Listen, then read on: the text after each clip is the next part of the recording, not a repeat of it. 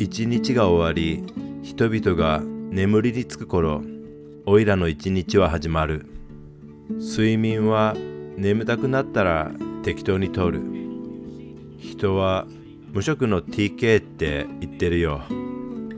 できることなら外に出ないってのがおいらのライフスタイルさ。仕事をしろって今探しているところだよ。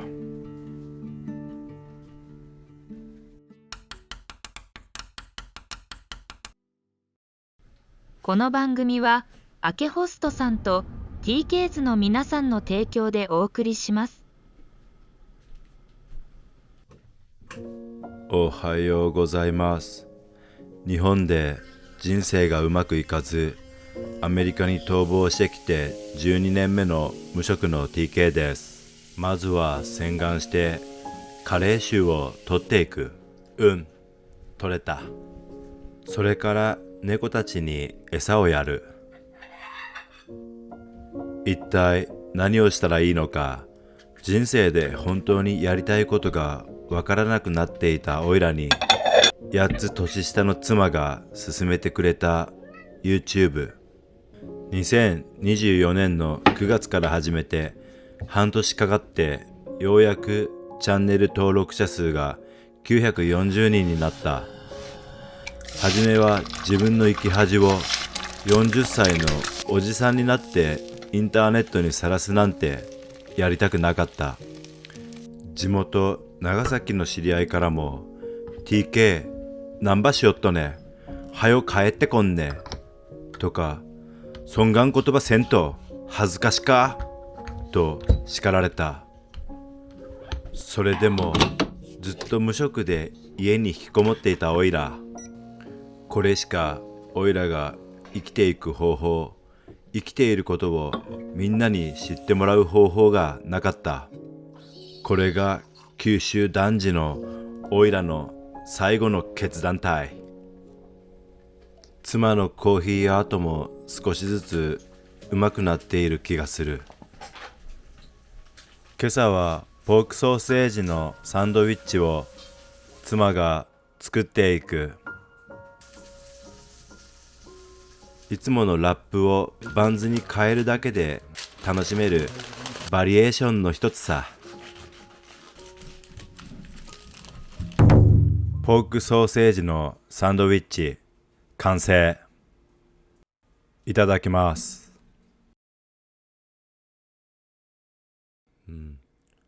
すごくうまい。それから YouTube がおいらと世界の隔たりを埋めてくれた。あと60人で最初の目標である1000人になんとか手が届きそうだ。ここまで応援してくれた TK ズのみんな、本当にありがとう。今日はおいら夫婦が現在直面している過酷な家賃高騰詐欺について話していく。ニューヨークは毎年家賃が上がる。おいらの知り合いでも家賃高騰で僻地への引っ越しを余儀なくされた人を何人も見てきた。おいら夫婦の家賃も毎年1万5,000円ずつ上がっている。異常だ。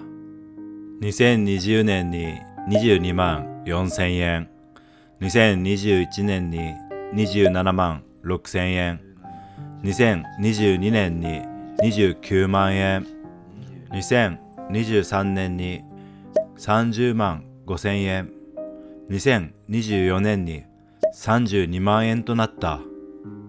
絶望する。これが合法なのか違法なのかわからないが、ニューヨークでは2年ごとの契約のアパートで家賃の上昇はおおよそ 3% が妥当と言われているそうだ。おいらのアパートは毎年 5.4% も上がっている。大丈夫か？家賃上昇の経緯を見ていこう。2020年、まだ独身だった妻は一人で住むアパートを探していた。その当時はちょうどコロナの影響でマンハッタンに人がいなくなった。アパートの価格も人が少なくなったせいで割引されるようになっていた。妻が見つけたこのアパートは割引で、最初の1年間は割引価格の22万4000円だった。入居してすぐに無職の TK が妻のアパートに転がり込んできた。おいらが現在のアパートに居候する前にタダで住んでいたアパートが第3話で紹介されているので、まだの人はぜひ。掃除機をかけながら気づいたと思うが、これがおいら夫婦のアパートメントのすべてさ。もともとは妻が一人で住むはずだったアパートに二人で住んで4年になる。もう限界かもしれない。ボンボンが日向ぼっこを楽しんでいる。この暖かい光は一体何だろうと考えているようだ。しかし外に出ることは決して許されない悲しい現実。唯一外に出られるのは病院に行く時だけ。なんだ、お前も引きこもりじゃないか。そこに一緒に日向ぼっこをしようとジボンがやってきた。一緒に日向ぼっこをしたいジボン、威嚇するボンボン。ボンボンはお日様の光を独り占めした。他の猫が少しでもおこぼれをもらおうとするならば全力で追い払った。下の替えくらいいいじゃないかケチ。結局隣の日陰になっているベッドで休むことになったジボン。少し寒いけどここで休むとしよう。すると天はジボンを味方した。日の光がジボンの窓の方に動いたのだ。日の光が当たるベッドを奪い返そうとするボンボン。しかし普段食べ過ぎていて太っているためジャンプできずに諦めてしまった。神様ありがとう。しかしこの後悲劇がジボンを襲う。続く。これから洗濯物をドロップオフしてうつの治療に出かける。今週の洗濯物は量が多くなった。洗濯物1週間分で9000円。絶望する。うつ治療センターに着いた。今日は胸のトレーニングをやる。インクラインダンベルプレスを3セット。リクラインハンマープレスも3セット。マシンフライで追い込んでいく。胸に力が湧いてきた。最後は藤崎マーケットのラララライ体操。25分ぐらいであっという間にうつの治療は終わった。これから生活費を極限まで切り詰めるためコストコに買い物に行く。バスを待つ。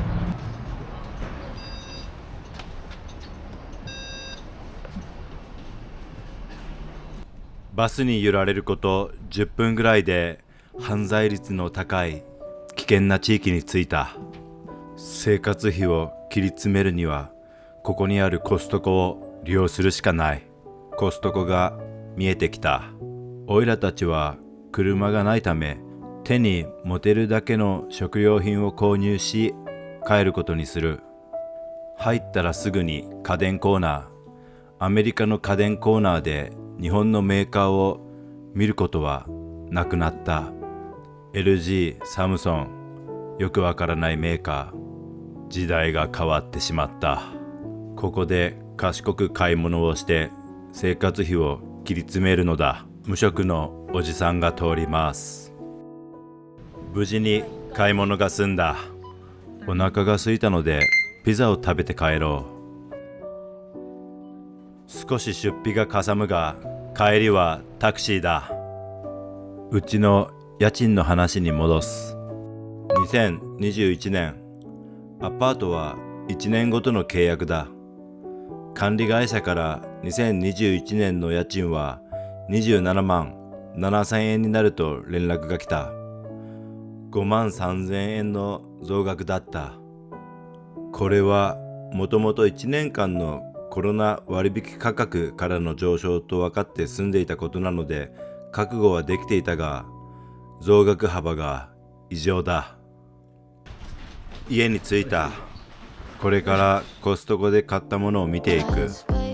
牛乳2000円、カップラーメン1800円、コーン1600円、クリームチーズ1300円、プロテイン4700円、昔懐かし米のおやつ1400円、スライスチーズ1300円、ターキーのハム1800円、トマト1ケース1200円、トマト缶1800円、冷凍エビ1900円、しゃぶしゃぶ用の牛肉6000円、マヨネーズ1500円、イカのおやつ2000円、韓国のスナック1000円、それに1年間のメンバーシップが9000円、合計4万円。高くない？ボンボンにはコストコの空き箱をお土産として持って帰った。段ボールの家がボンボンの生まれ故郷みたいなものなので落ち着くみたいだ。もしニューヨークの家賃が払えないならこの段ボールの家でもいいよとボンボンは言ってくれているのかもしれない。そうだ、この家の家賃の話に戻す。2022年、この年も家賃がさらに1万5000円上がって29万2000円になった。まさか毎年値上げが続くとは。その後も2023年、2024年と契約更新のたびに値上げは続き、現在の家賃は32万2000円となってしまった。ビデオ編集の休憩中に妻からおやつをもらった。とてもうまい。美味しそうなバタークッキー。すべて妻の同僚がいただきます。これから妻が夕食の準備に入る。今日は何を作るのだろう。鍋っぽいな。なんだか赤いのがいっぱい投入されている。おいらは辛い食べ物が苦手だ。牛乳を入れて少しマイルドにするみたいだ。と思ったら辛そうなのを次から次に投入し始めた。だいぶ辛そうだ。エリンギが入る。そして湯葉っぽいのとレタスをたくさん入れる。ソーセージを入れて牛肉も入れる。少し混ぜて火が通ったらもやしを入れて麺を投入する。うまそうだろう。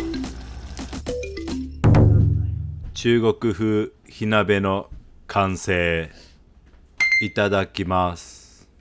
家賃が高すぎて2人とも会話が減った。もしあと10年このアパートに住み続けると家賃は47万円になる計算だ。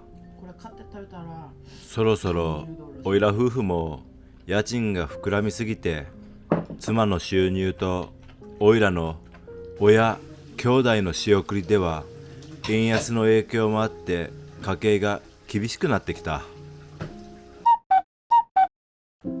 前回の YouTube を見てくれた人は知ってると思うが、ボンボンがジボンとの戦いに負けた。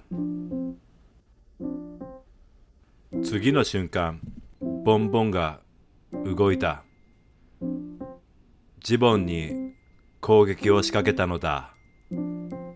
不意をつかれたジボン、ボンボンにお腹を見せてしまった。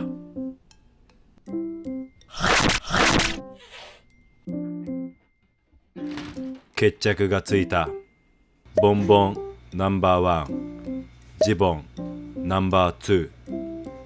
また順位が入れ替わってしまった。続く。もうマンハッタンの生活には限界が来ているのかもしれない。アップステイツやニュージャージーの奥地などどこか遠くへ引っ越すか。物価が高すぎてニューヨークはもはや一般人が住めるところではなくなった。外食なんて無理だし、さらにチップを 20% も払うなんて馬鹿げている。親からはもう年金生活でいつまでも仕送りはできないから早く日本に帰ってこいと言われ続けている。その通りだ。おいらはあと何年ニューヨークに住むことができるのだろうか。絶望する。寝る前に携帯を触ると熟睡できないので、良い子は真似しないでね。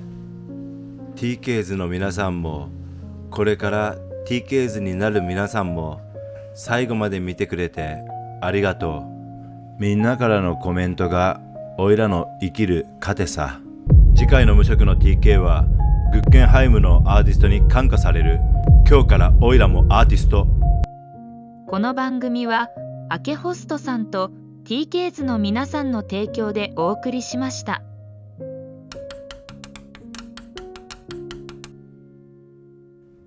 それではまた来週金曜日の夜7時に見てくれるかな。おやすみなさい。